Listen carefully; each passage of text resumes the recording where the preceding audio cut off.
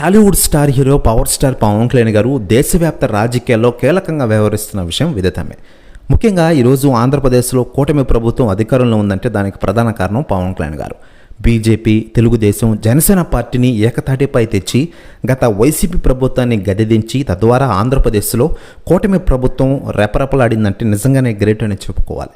పవన్ కళ్యాణ్ గారి మాట విని ఈరోజు చంద్రబాబు నాయుడు గారే కానీ ఏపీ అలాగే పీఎం మోడీ గారు కూడా ఒకటైన విషయం విదితమే. దీంతో పవన్ కళ్యాణ్ గారు నెంబర్ 1 పొలిటికల్ స్టార్గా ఎదిగారు. ఆంధ్రప్రదేశ్ రాష్ట్ర ఉప ముఖ్యమంత్రి హోదాలో ప్రజలకు సేవలు అందిస్తున్నారు మన పవన్ కళ్యాణ్ గారు.